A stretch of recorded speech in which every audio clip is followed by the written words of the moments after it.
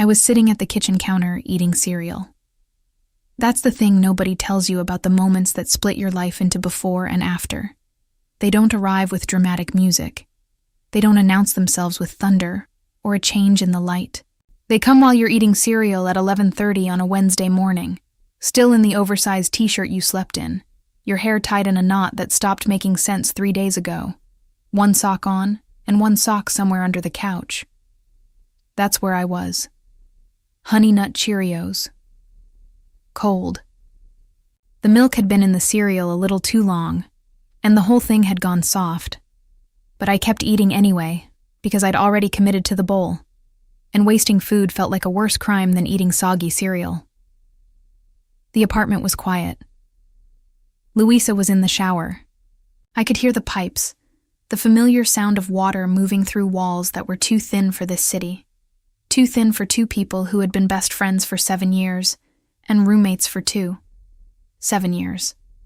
I was thinking about that actually, in that vague, unfocused way you think about things when you're not really thinking about anything. 7 years since we met in Dr. Patterson's introduction to literature class, sitting in those plastic chairs that were slightly too small for grown adults.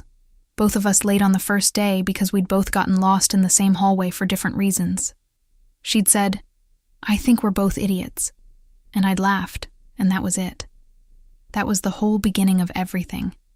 7 years of coffee and late nights and borrowed sweaters and inside jokes that had outlived their context but still made us laugh. 7 years of knowing the exact sound of her footsteps coming down the hall, of knowing she always burned toast and never admitted it, of knowing she cried at commercials but would deny it to her grave. The shower turned off. I heard the curtain rings on the rod, the muffled sound of the towel, and then silence. The particular silence of someone moving carefully in a small bathroom. I took another spoonful of cereal, and then she came out. She was wearing her old college sweatshirt, the blue one, heathered gray now from too many washes, and a pair of shorts, and her hair was wet, and she'd pushed it back from her face with both hands, and she looked, objectively, exactly the same as she always looked on a Wednesday morning when she didn't have work until noon. She looked at me. She said, "Still in your pajamas?" And I said, "Technically these are clothes." And she laughed, that quick laugh she has, the one that ends just a beat before you expect it to, like she catches herself mid-sound. She walked to the coffee maker, and I watched her. That was the moment. Not dramatic, not cinematic, not anything that would make sense to explain to another person. I watched her reach for her mug, the one with the chipped handle that she refused to throw away because her sister gave it to her. And I felt something shift. Not inside my chest. Not like a heartbeat. More like the floor had moved, just slightly. Less than a centimeter. The kind of shift that doesn't knock you over but makes you suddenly, acutely aware that you are standing on something. I looked back down at my cereal. The cereal was still soggy. I finished the bowl. I put it in the sink. I told myself it was nothing. I was very, very good at telling myself things. If you want to hear uncensored, too hot for YouTube stories, check out my Patreon in the description. The thing about Louisa is that she's not the kind of person who makes a dramatic entrance. She doesn't walk into a room and demand it. She doesn't perform herself. She just arrives. And then she's there. And you realize the room has shifted around her without anyone deciding to let it. That's always been her particular gift. This quiet gravitational pull she has. The way people lean toward her in conversation without noticing they're doing it. I noticed. But I thought for 7 years that noticing was just part of being her best friend. That was the whole job, wasn't it? Knowing her. Seeing her clearly. Being the person who paid attention when other people were busy. I was very good at the job. I knew that she woke up at 7:15 even on weekends because her body had decided that was the time, and no amount of blackout curtains would convince it otherwise. I knew she pretended to be annoyed by this, but was secretly smug about it, because she believed morning people were built differently, which was hilarious given that she became genuinely useless at anything requiring thought before her second cup of coffee. I knew she organized her bookshelf by color, not author or genre, and got mildly defensive when people pointed this out, and her defense was always aesthetic first, logic second, which was the most Louisa thing in the world. I knew the way she read, not just that she read a lot, but the way she did it, with one knee pulled up and her chin resting on it, and how she'd sometimes stop and stare at the middle distance for a long moment with the book still open in her lap, like she was letting something settle. I knew that meant the book had said something that landed. I'd learned not to interrupt those moments. They were almost sacred. I knew her laugh had layers. The quick one, the one that ended before it fully started. The real one, deep and unguarded, that came out when something genuinely caught her off guard. And then the third one, the quiet one. That wasn't really a laugh at all, but more of a sound she made when something moved her, and she didn't have words for it. Most people didn't know about the third one. I'd spent years collecting it. I did not think any of this was strange. It just seemed like knowing her. We'd met as 20-year-olds, and we'd grown up in the apartment of each other's lives.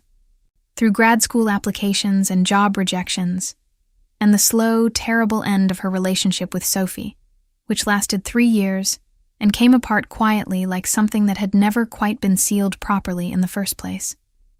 Through my own series of what could generously be called situationships, through the year I thought I wanted to move to Seattle and didn't, through her mother's health scare and my grandmother's death, and the summer we both decided we were going to run a 5K, and then did not run a 5K, and instead trained for 2 weeks, and then watched a nature documentary and ate pizza instead. We were good at being friends. We were genuinely excellent at it. Living together had been the natural extension of something that already existed. We'd spent so much time in each other's spaces that cohabiting just made practical sense. Half her things had been at my apartment already. We knew each other's rhythms, our tolerances, our non-negotiable habits. We had a shared language built over years that covered most situations. A look that meant, please get me out of this conversation. A tone of voice that meant I'm fine, but I don't want to talk about it yet. A silence that meant I'm processing. Give me until tomorrow. We'd never had a real fight. We'd had spirited disagreements about the thermostat and the correct way to load a dishwasher, and whether the 3rd season of that show was redeemable, but nothing that left damage. Nothing that sat in the apartment with us after it was said. I thought that was because we were compatible. I didn't consider, not once, that it might be because I would do almost anything to not be the reason she looked unhappy. The morning after the cereal incident, which I was already calling the cereal incident in my head, which tells you something. I woke up early. Early for me, anyway. 8:15. The apartment was still quiet. Louisa's door was closed. I made coffee, and I sat in the living room in the gray morning light, and I drank it slowly, and I thought about nothing specific, which was a lie. I was thinking about that shift, that floor move slightly feeling. I was turning it over, examining it from every angle, looking for the reasonable explanation. You've been stressed. You haven't been sleeping enough. You've been inside this apartment too much with one other person. That's all it is. Cabin fever. Proximity. I decided on cabin fever. Cabin fever was clean and explicable, and had nothing to do with Louisa. The problem with cabin fever as an explanation is that it assumes the thing you're feeling would feel better with more space, more air, more distance. I spent the next 2 weeks very slowly, very quietly, testing this theory. It did not help. It actually did not help at all. There was a Tuesday, maybe 10 days after the cereal moment, when Louisa and I were both working from home. We worked at the same kitchen table, which we did sometimes, and it was usually fine. She had headphones in, I had headphones in. We existed alongside each other in comfortable parallel. I was editing a grant proposal that was boring me into a kind of stupor, and she was apparently doing something that required her to think hard, because she had the expression she gets when she's concentrating, the slight furrow between her brows, the way her lip gets a little tight. I looked up at her. I looked back down at the grant proposal. I looked up at her again. The grant proposal did not get finished that day. I told myself this was embarrassing. And it was. And that should have been enough to make it stop. I am a person who prides herself on self-possession. I have a graduate degree. I have a 5-year plan, or something that resembles one. I have never been the kind of person who stares, except that I was, apparently, staring. There was a Friday night, 2 weeks in, maybe 3, when we ordered Thai food and watched something on TV, which was not unusual. This was a standard Friday night. We had standard Friday nights, and they were good and uncomplicated and involved bad TV and spring rolls, and the particular ease of being with someone who doesn't require you to be interesting. Except that she fell asleep on the couch about 40 minutes before the end of the episode. This also was not unusual. Louisa falls asleep on the couch fairly regularly. She has the ability to just go. Not slowly, not in stages, just out. And she makes this sound when she's fully asleep. Not a snore exactly. More like a slow exhale that deepens, and her whole face changes when it happens. All the alertness leaves, and she looks younger, somehow. Softer. Like the version of herself that existed before she learned to be guarded. I'd seen this 100 times. I sat there in the dark of the TV's glow for 20 minutes after the episode ended.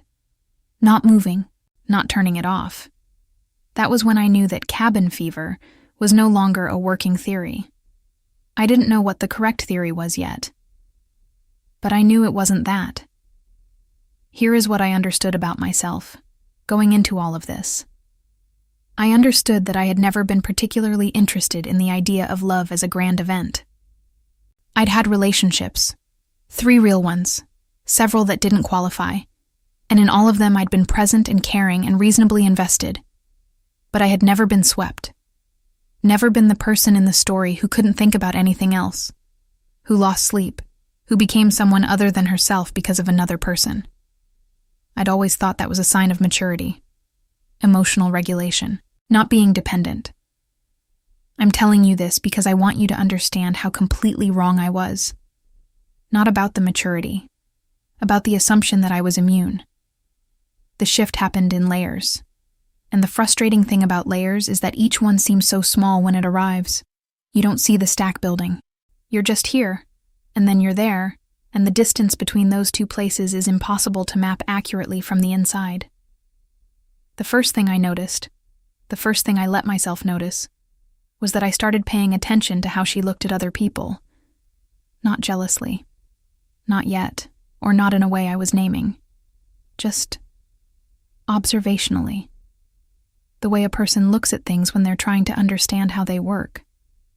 Louisa is warm with people she loves. She leans toward them. She asks follow-up questions and actually listens to the answers and remembers things people have told her months later, which is a gift that most people don't recognize as the rare thing it is. She has this quality of making you feel like you're interesting, like what you're saying matters. And I'd always assumed that was just her. Just the way she was. It was one of the things I loved about her. But watching her do it with our friend Carrie one evening, we'd had people over for dinner. Nothing big, just 4 of us in the kitchen with wine. I noticed something. I noticed the way Louisa listened to Carrie talking about her new job, the eye contact, the nod, the small sounds she made to indicate she was following, and I noticed that I was not thinking about Carrie's new job. I was watching Louisa's face while she listened. Carrie asked me something, and I answered 2 beats too late. The second thing, and this is harder to explain, was that I started having a recurring, totally irrational, completely unreasonable anxiety about running into Louisa unexpectedly in the apartment, which is insane, because we live there together. Running into each other unexpectedly is literally just living there. But I would be coming out of the bathroom, and she'd be standing in the hall about to come in, and I would feel this thing, this fast, stupid, unnecessary thing, before I could stop it. Like catching yourself at the edge of something before you remember there's a railing. I became slightly, ridiculously preoccupied with being caught not looking my best. This was new. I had lived with this person for 2 years. I had been seen by her in every possible state of dishevelment. She had witnessed the week I had food poisoning in graduate school, and I'd been reduced to lying on the bathroom floor and texting her for crackers. There was no lower aesthetic floor than that. The bar had been set. And yet, I bought a new conditioner. I told myself it was because the old one made my hair dry. I started making my coffee before she woke up, so I'd be less visibly chaotic in the mornings. I did not examine any of this directly. Examining things directly was something I was actively avoiding. The third thing, and this is the one I can still feel, even now, when I make myself go back to it, was what happened the night she came home from her friend Dana's birthday dinner. It was late. I was in bed, not asleep, half reading something on my phone and not really reading it. I heard her key in the lock, the door, the specific sound of her coming home. And then I heard something else. She was humming, just softly to herself, the low kind of humming that happens when someone's mood is so good it has to go somewhere. I lay there in the dark and listened to her move through the apartment. The kitchen. She always checks the kitchen. Some habit I've never understood. The living room, the hall, and then the sound of her stopping outside her own door, which is next to mine, and I heard her pause there for a moment before she went in. I did not move. My heart was doing something that had no business being done in this situation. After a while, I put my phone down, and I stared at the ceiling, and I had a serious, adult, direct conversation with myself. The conversation went approximately like this. What is happening? Nothing. Nothing is happening. She came home from a party. You're tired. You need to go to sleep. Something is happening. Nothing is happening. You've been friends for 7 years. This is not something that happens after 7 years. This is exhaustion. Or dehydration. Drink some water. I drank water. Drink more water. I did not drink more water. I lay there for another hour and eventually fell asleep. And in the morning, the light was normal, and the apartment was normal, and Louisa was in the kitchen burning toast and pretending she wasn't. And I poured myself coffee, and she said good morning without looking up, and everything was exactly what it always was. Except that I looked at the curve of her shoulder as she turned away from the toaster and felt something I didn't have a name for yet, like a word that's on the tip of your tongue, like a door you haven't opened yet but can feel the draft from underneath. I still didn't open it. I wasn't ready to open it. I told myself, this is just what it's like to be very close to someone. This is friendship. This is what happens when two people know each other this well and live in the same small space. Of course there's intensity. Of course you're attuned to her. That's the nature of it. That's all. I said all of this to myself. I said it calmly and rationally and with a lot of conviction. And then the following Saturday, she came to find me in my room where I was sitting on my bed reading, and she asked if I wanted to go for a walk because it was a good afternoon for it, and I said yes before she'd finished the sentence. And when we walked down our street, and she stepped off the curb and then stepped back up without thinking about it, and our arms knocked together briefly and she didn't move away, I thought, oh, not loudly, not with any fanfare, just, oh. And then immediately, no, absolutely not. We are not doing this. This meaning whatever this was. This meaning the feeling. This meaning the slowly building, deeply inconvenient, almost unbearably specific feeling that I had for my best friend, who I lived with and had known for 7 years, and who had, in all that time, been the most consistent and important presence in my adult life. This meaning Louisa. We walked for an hour. She talked about a book she was reading. I talked about the grant proposal I had to finish. We stopped and got ice cream from the cart on the corner of Prospect because the weather was finally doing what it should have been doing for a month, and we stood on the sidewalk and ate it, and she said something that made me laugh, and she looked pleased about making me laugh, and I thought, This is the worst thing that has ever happened to me.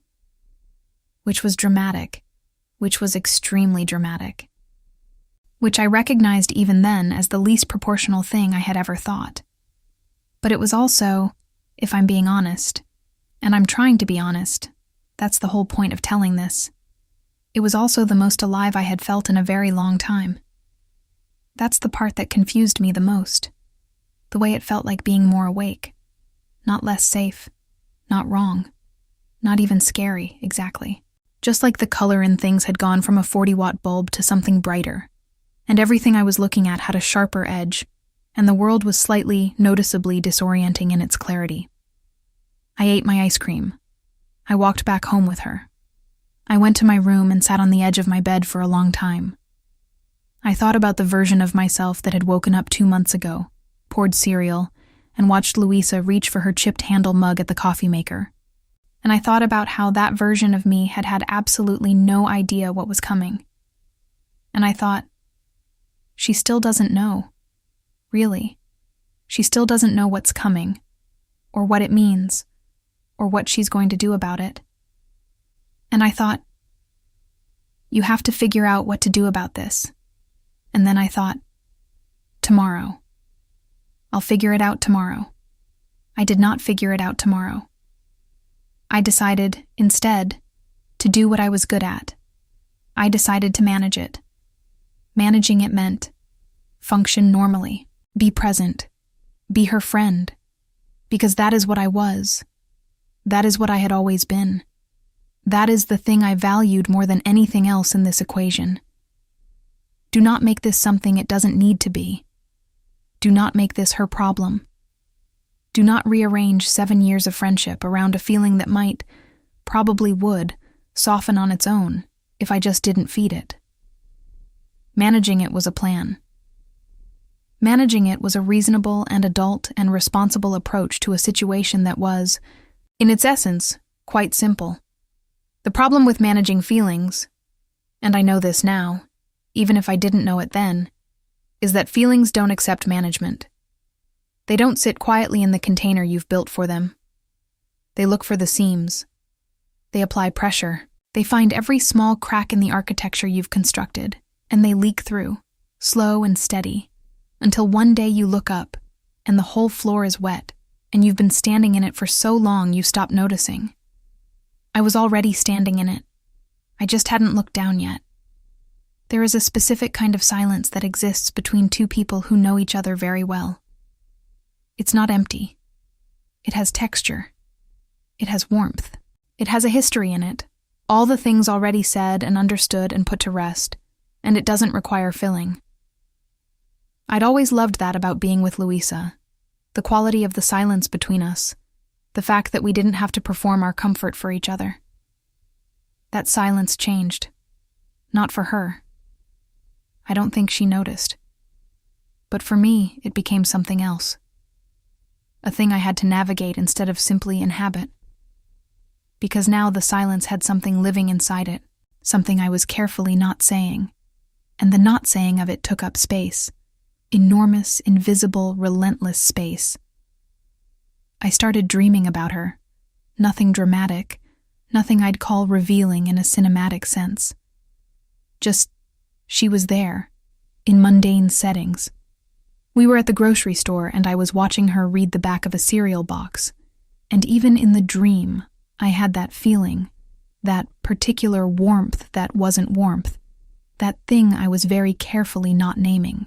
I woke up from those dreams feeling disoriented in the specific way you feel when your sleeping mind has told you something your waking mind isn't ready to hear. I drank a lot of coffee that month. I finished the grant proposal. I started running again, which I do sometimes when I have a feeling I don't know what to do with and I need to put it somewhere physical. I'd run badly for about 3 weeks in my early 20s and then quit. And I did the same thing now. Ran for 2.5 weeks, badly, my knees protesting, my lungs entirely unimpressed with the request being made of them.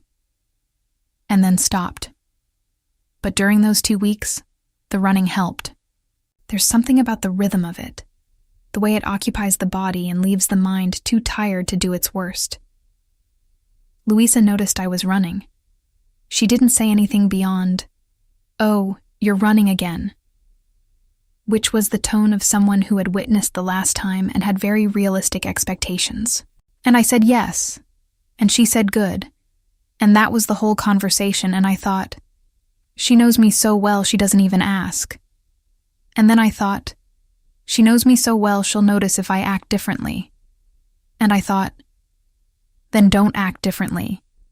Acting not differently while feeling entirely different is a particular kind of exhausting. It requires you to monitor yourself constantly, to run a background process of calibration against the question, is this how I would have said this 2 months ago? Is this look I'm giving her the same look I was giving her before? Is this reaction, this laugh, this silence, still within the parameters of who I was before I became this person I'm not sure I understand yet? It's like trying to replicate your own handwriting while watching your hand. The observation changes the thing being observed. There were specific moments that were harder than others. There was the morning she had a difficult call with her sister, a recurring thing, a long-standing wound in their relationship that opened up periodically and had to be sat with. She came out of her room afterward looking like someone who'd been running something too hot for too long, and she sat on the couch, and I sat on the other end, and we didn't say anything for a while. This was not unusual. This was the kind of thing I did for her sometimes. Just being there, being present, not requiring anything. I was good at it. But sitting there on the other end of the couch, watching her look out the window with that expression, that one particular expression she has when she's sad and trying not to be, I felt something so large and so unwieldy that I had to look away. I had to look at the wall. I had to count the things I could see without moving my eyes, because what I wanted to do was close the distance between us. Not dramatically, not with words. Just move toward her. Be nearer. Let her feel less alone in the way that proximity sometimes does when words can't reach the right place. I stayed on my end of the couch. I asked if she wanted tea. She said yes. I made tea. We sat there together for another hour, and by the end of it she was a little better, which is always the trajectory with her. She processes slowly, but she processes. She moves through things instead of around them. I've always admired that. I have always found it almost incomprehensibly brave. When she went back to her room, she said, "Thank you for staying." And the simplicity of that, the directness of it, the fact that she could just say it like that, without it costing her anything. I stood in the kitchen with the cold tea and thought, I would do this for the rest of my life. I would sit on this couch every time. I would make tea every single time. And that thought, the fullness of it, the willingness in it, was the first time I let myself use a word in my head that I had been very carefully not using. I didn't say it out loud. I didn't say it to myself directly. But it was there, quietly and completely, in the space between I would do this and for the rest of my life. It sat there like something that had always been there, and I'd just stopped looking away from it. Which made the next several weeks 4 through 7 of what I was internally, generously, calling the problem, significantly harder. Because naming a thing, even wordlessly, even just to yourself in a kitchen while holding a mug of cold tea, changes your relationship to it. It was no longer an unnamed sensation I could argue was something else. It was a thing with a shape. It had weight and direction and consequence. I became, around this time, a person who thought about consequence a great deal. Consequence meaning, what happens to us if I do anything with this? Consequence meaning, 7 years. Consequence meaning, this apartment, this life, this particular shape of my days, that includes her in it in a way that works, that has always worked, that I don't know how to imagine differently. Consequence meaning, she is straight. Or she has always seemed to be, in every external indicator I could read. She dated Sophie for 3 years. She had a brief, complicated thing before that, with a woman named Rachel, actually, which I'd always sort of half known, but never thought about in any particular direction. There had been a thing, but it hadn't gone anywhere, and I didn't know what it had meant to her, and I couldn't ask, because that question had a specific gravity, and once you asked it, you couldn't take the asking back. So I didn't ask. I didn't say anything. I became, instead, an expert in the specific language of almost. Almost looking at her directly. Almost saying something true. Almost letting the silence be less managed, less controlled, less careful. Almost. The thing about almost is that it accumulates. There was a night in the 6th week when I almost lost the thread entirely. We'd been out. Nothing special. Dinner with a group of friends. The kind of gathering that goes longer than expected, and ends with everyone mildly warm and loose-limbed, and inclined to say things more directly than they would in daylight. We walked home together, because we always walked home together, and the city was doing its thing, where the evening light hits the older buildings on our street at a low angle, and makes everything look like a period film. And I was walking slightly behind her, because the sidewalk was narrow, and someone had left a recycling bin out, and I watched the back of her, just for a moment, just one unguarded moment, and something cracked in my chest. Just slightly, like a hairline fracture. The kind that doesn't break the whole thing but means the whole thing is now different. She turned around to say something about the restaurant and caught me looking. I looked away fast. She said whatever she'd been about to say, and I answered it, and we kept walking. But she paused for just a fraction of a second before she turned back around. Long enough for me to notice. Long enough to not know what she'd seen. We got home. We said goodnight. I lay in my room for a long time staring at the ceiling thinking, she doesn't know. She doesn't know. She can't know. And beneath that, quieter, what would happen if she did? I pressed the thought back down. I was very good at that, pressing it down. But here's the thing about pressing. The thing about keeping something under pressure for a long time without any release. It changes the composition of the thing. What starts as something soft becomes something denser, something more resistant, something that takes up less visible space, but generates more structural force. I was 7 weeks into this, roughly, when Louisa asked me something that I have thought about almost every day since. We were in the kitchen, Sunday. That slow, particular Sunday quality of morning where the light is different, and there's no particular place to be, and the coffee takes longer than it should, and you don't mind. She was reading something on her laptop. I was sitting across from her with my coffee. We'd been quiet for a comfortable amount of time, which used to be just comfortable, but had become, on my end, comfortable overlaid with something else, the way you feel comfortable in a room where there's a sound you can't quite place. Without looking up from her screen, she said, "Can I ask you something?" I said, "Yeah, of course." She looked up then. She looked at me with that particular expression she has when she's choosing words carefully, which is not her default state. She tends to speak fairly directly, tends to say the thing, so the carefulness itself was notable. She said, "Are you okay? Like, actually, not the fine you say when you're not fine." I looked at her. The thing about Louisa knowing me so well is that it was right at that moment, the most dangerous possible quality she could have. I said, "I'm okay. I've just been in my head a lot." She held eye contact for a moment longer than the question required. She said, "Okay." And then, "You know you can talk to me about whatever it is." I said, "I know." She said, "I mean it." I said, "I know." She went back to her screen. I drank my coffee. I thought, you cannot tell her. You cannot tell her and then unretrieve the telling. You cannot make this something she has to manage in her own home. She lives here. You live here. This is the apartment you share and the friendship you've built, and she doesn't get to be uncomfortable in her own home because you can't get your interior life under control. I thought, protect the thing, meaning protect the 7 years, the couch, the cereal mornings, the toast she burns, the particular shape of us, which is the most valuable thing I have. I thought, don't be selfish.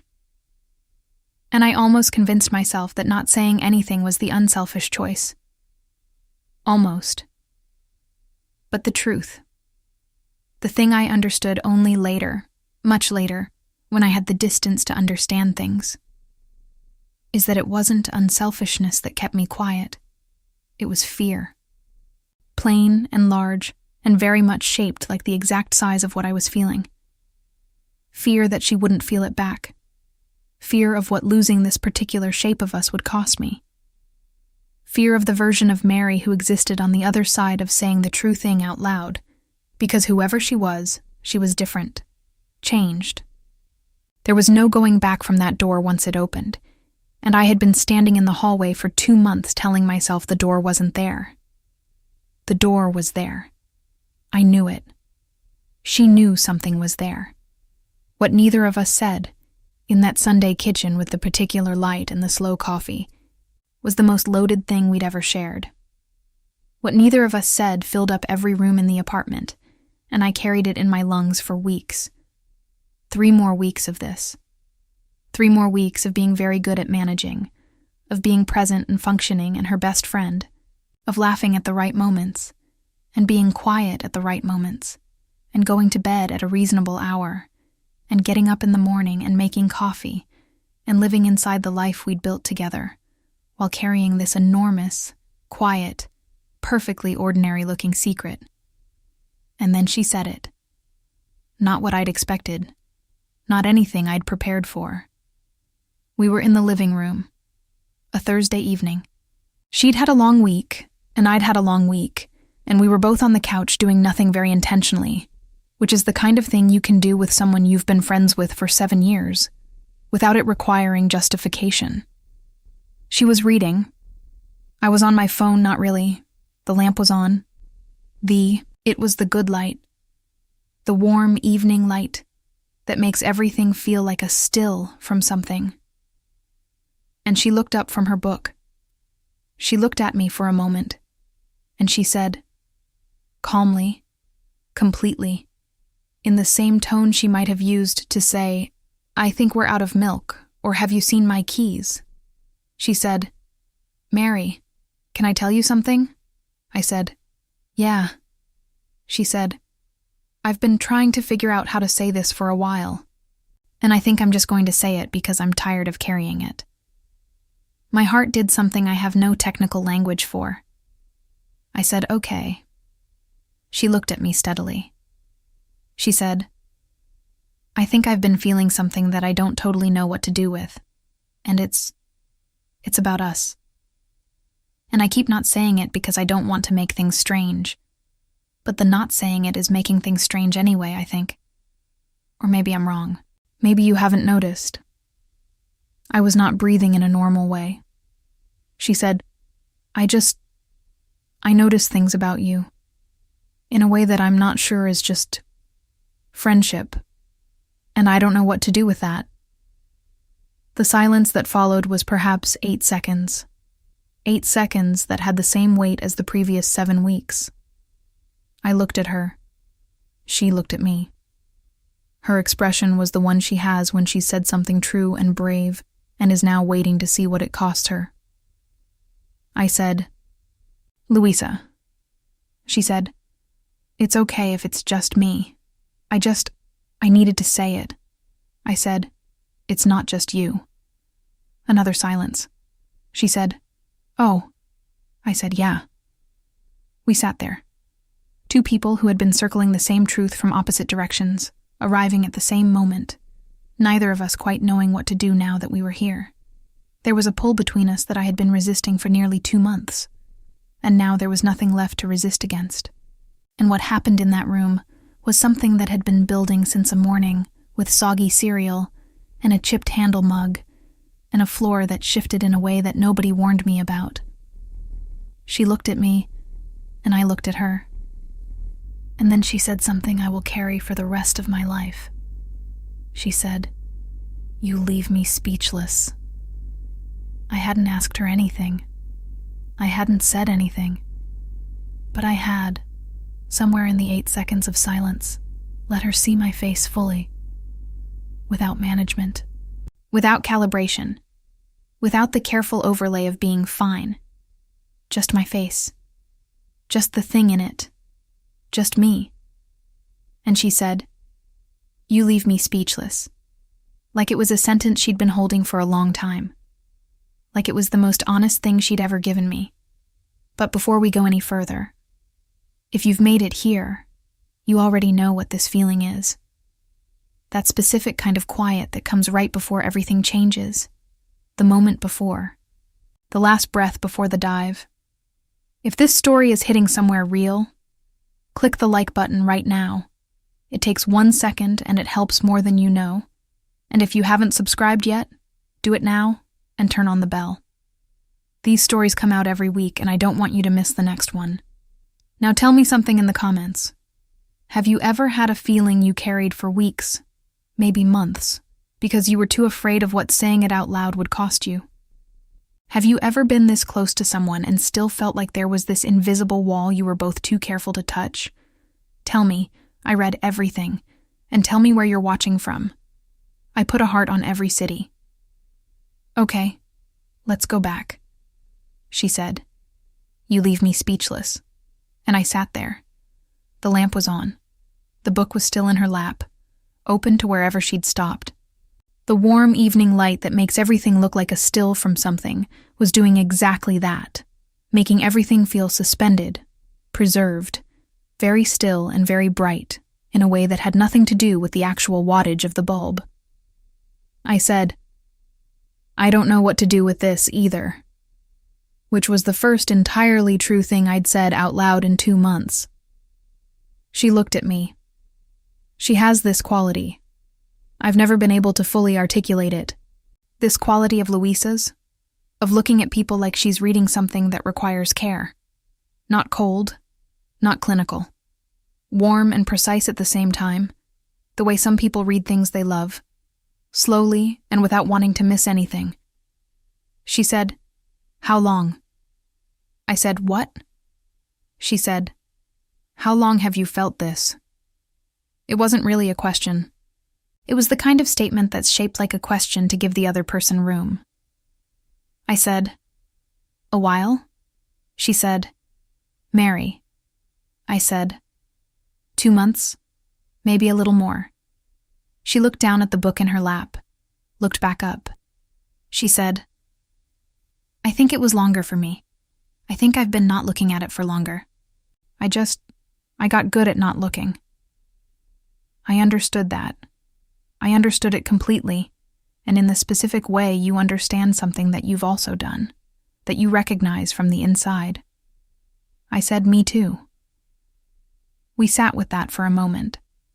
There are conversations that are mostly silence, where the words are just the visible part, and everything real is happening underneath, in the space between sentences, in the breath that happens before a person speaks, and the breath that happens after. This was one of those.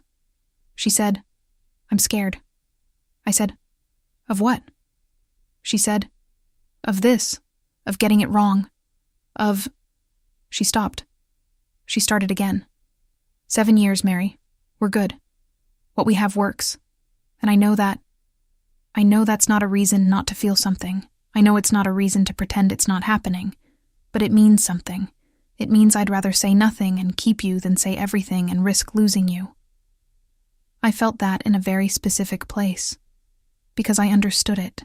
Because it was exactly the calculus I'd been running for 2 months.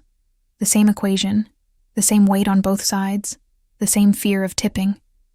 I said, "I've been thinking the same thing." She said, "So what do we do?" It wasn't a question either. I thought about what I wanted to say. I thought about all the ways I could answer that, all the angles. I said, "I don't know." She said, "I don't know either." And somehow, that was the right answer. Not a resolution. Not a plan. Not the beginning of something clearly defined. Just, We don't know, and we're in this together, and neither of us is going to pretend otherwise anymore. The pretending was the thing that had been most exhausting. Now that it was over, the exhaustion was leaving, slowly, but leaving. She said, "Can I ask you something honestly?" I said, "Yeah." She said, "Was it the cereal?" I stared at her. She said, "Because I noticed you looking at me funny that morning, with the cereal. I thought I was imagining it." I said, "Are you serious?" She said, "I have good peripheral vision." I laughed, and she laughed. And it was the real one. Both of us.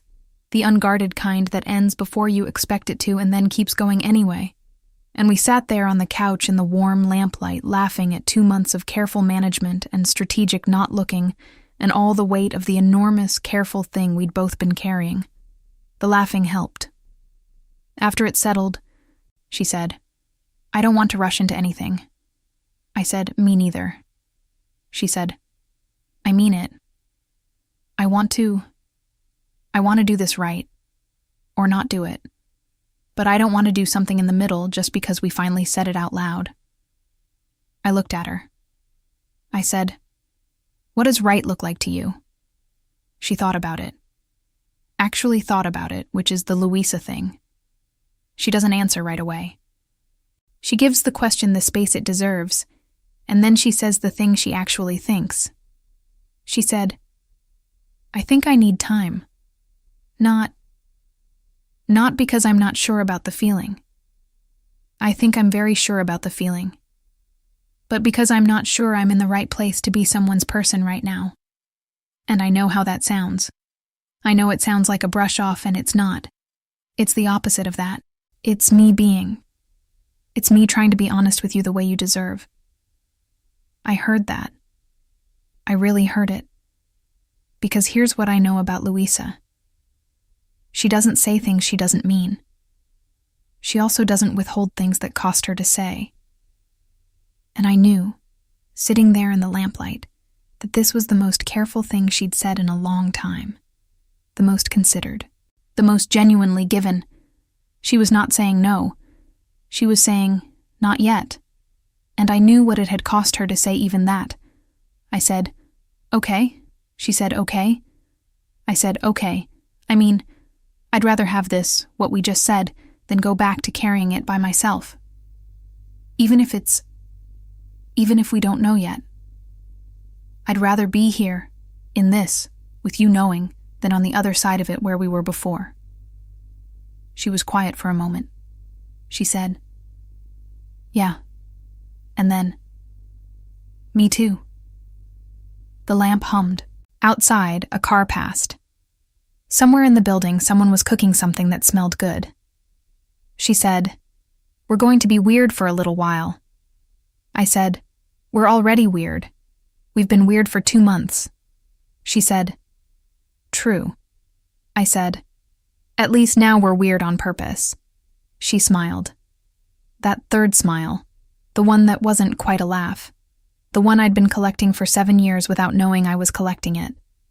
She said, "I do feel it, Mary. I need you to know that. This isn't me managing you or handling you carefully, or being kind in the way that's actually unkind.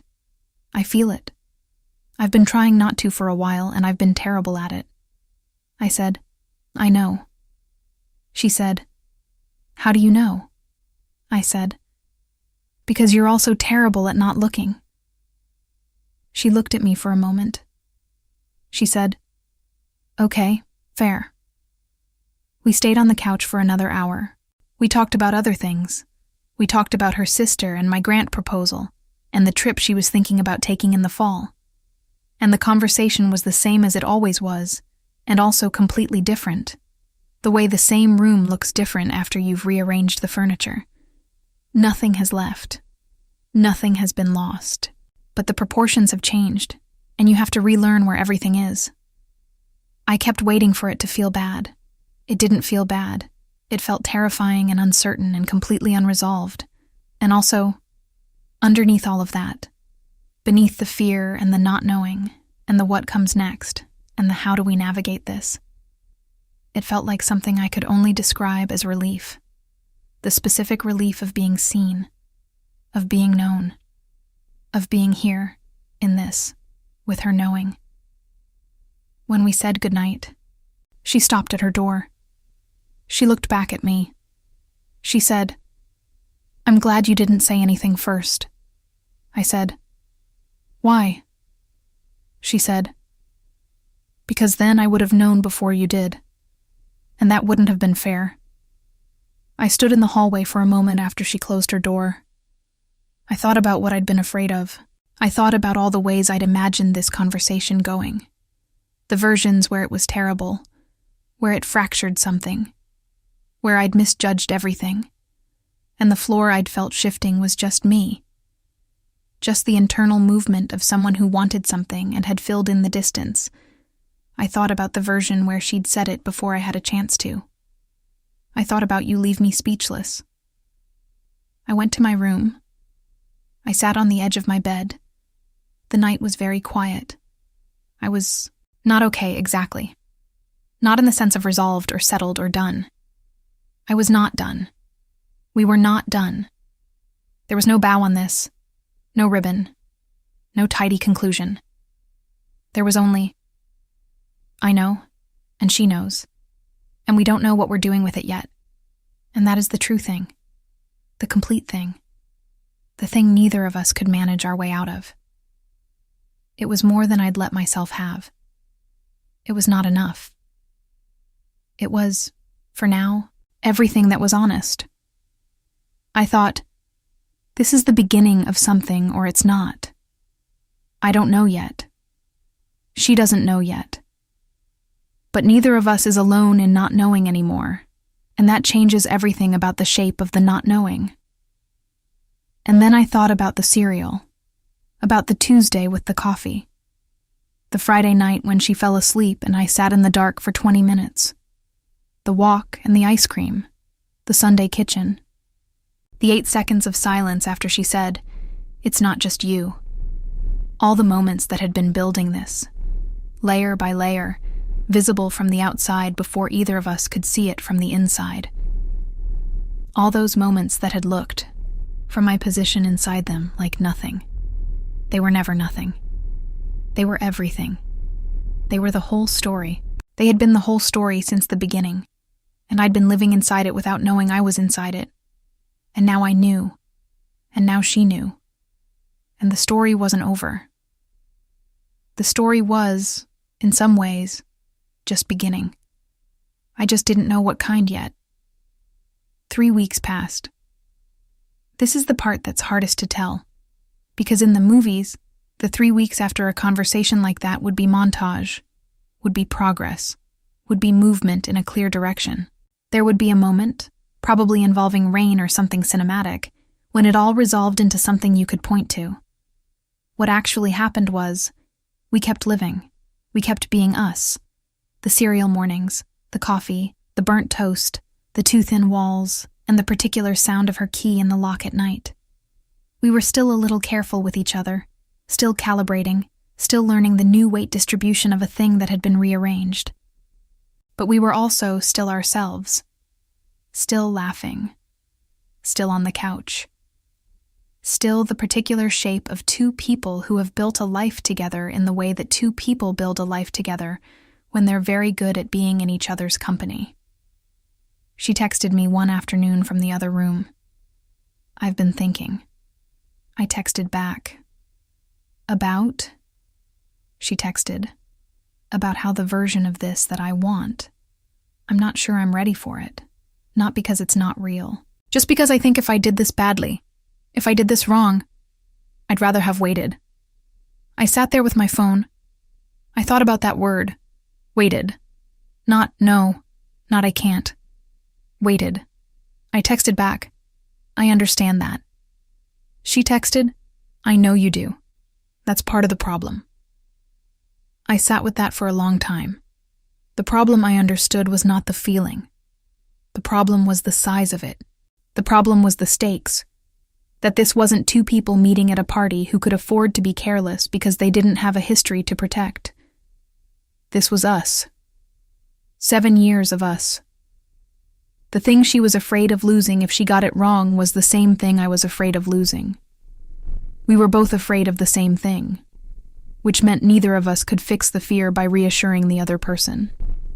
This is the kind of problem that doesn't have a clean solution. About a week after that exchange, she knocked on my door. She came in and she sat on the edge of my bed the way she sometimes does when she wants to talk but isn't sure how to start. I put my book down. I waited. She said, "I talked to Dana." Dana was her oldest friend, the person she called when things were real. I said, "Okay." She said, "I told her everything. Not your part specifically. Your part wasn't mine to tell. But I told her what's been happening, what I've been feeling." I said, "What did she say?" Louisa looked at the window. The afternoon light was doing its thing, that long lateral light that comes in late and makes everything look like it's already remembered. She said, "I've been in love with you since at least junior year of grad school." I felt the floor do the thing again. I said, "And what did you say?" She said, "I said I know." A pause. "I've known for longer than I've been willing to say. I got very practiced at filing it somewhere I didn't have to look at it." I said, "Why?" She looked at me. She said, "Because you were you. Because I didn't know if it was even possible. And because the version of me that said it and got it wrong would have to live here, in this apartment. And I loved this apartment. I loved what we had. And She stopped. "I'm not always brave about the things that matter most to me. The bigger something is, the more careful I get. And you are very big, Mary. You've been very big for a very long time." I thought, "I know this feeling." I said, "Me too. Both parts." She nodded. We sat there. She said, "I don't know if I'm ready. I want to be honest about that. But I also don't want you to think that not ready right now means not ever. Because I think I've spent enough of my life filing things away, and I don't want to file this away. She exhaled. "I need a little more time to be sure that I'm doing this from the right place. Not from fear. Not from loss aversion. She looked for the word. She said, "From actually wanting to." I said, "You're telling me you want to want it correctly before you do." She said, "Yes, exactly." I said, "That is the most Louisa thing I have ever heard." She laughed, the real one, the unguarded one. And the laughing was, like everything between us, completely familiar and completely new at the same time. I said, "I'm not going anywhere." She said, "I know." I said, "I mean it. I'm not waiting with a clock. I'm not measuring the days. That's not how this feels to me. It feels like..." I thought about how to say this. "It feels like I already know what I want. And I'm okay waiting until you know too, because I'd rather it be real than right now." She looked at me for a long moment. She said, "You make it very hard to be responsible about this." I said, "That's not intentional." She said, "I know." A beat. She said, "Thank you. For saying that. For meaning it." I said, "I mean everything I say to you." She said, "I know that too." She stayed a little while. We talked. We didn't talk. We existed in the room together, in the way we'd always existed in rooms together, which was easy and complete, and neither of us made it mean something it wasn't yet, and neither of us pretended it was nothing. When she left, she paused in the doorway. She said, "I have no idea how this ends." I said, "Me neither." She said, "That's sort of terrifying." I said, "Yeah." She said, "And sort of okay." I said, "Sort of." She smiled. The third one. The one that's not quite a laugh and has no translation I've ever found. She said goodnight and closed the door. I sat in my room in the lateral late light for a long time. I thought about what she'd said. Not ready right now doesn't mean not ever. I thought about how much I wanted to believe that, and how I did actually believe it. Not because I was naive, not because hope is easier than reality, but because I knew her. Because I'd known her for 7 years, and I knew the way she said things she meant, and the way she said things she wasn't sure of. And that was not the voice of a person who was unsure. That was the voice of a person who was afraid. And I understood being afraid. I understood it in the specific way of having been afraid of the same thing, from a slightly different angle, for a very long time. So I sat there, and I let it be what it was. Uncertain and real and ours, whatever that meant, whatever shape it was going to take, whatever door it was going to open. I thought about Dana saying, "I've known since at least junior year of grad school." I thought about Louisa saying, "I know." I thought about all the years that had accumulated around this feeling, all the distance we'd traveled to arrive here. 2 people in the same apartment who had spent years filing the true thing somewhere they didn't have to look at it, and how the filing hadn't worked. Had never worked. Would never have worked. Because some things don't stay in the drawer. Some things find the seams and apply pressure, and eventually the drawer opens on its own. The drawer was open now. We didn't know what we were doing with what was in it. But the drawer was open, and that was more than I'd had a few months ago when I was eating soggy cereal and watching her reach for a chipped handle mug and feeling a floor shift and telling myself it was nothing. It was never nothing. It was never going to be nothing. I understood that now. And I think, sitting in that room with the light going and the evening settling around the apartment like a familiar blanket, I was at peace with the not knowing in a way I hadn't expected to be. Because the not knowing felt different when you were in it together. It felt like something you could inhabit instead of something that was happening to you. We were in it together. That was enough. For now, that was more than enough. Some feelings don't resolve on a schedule.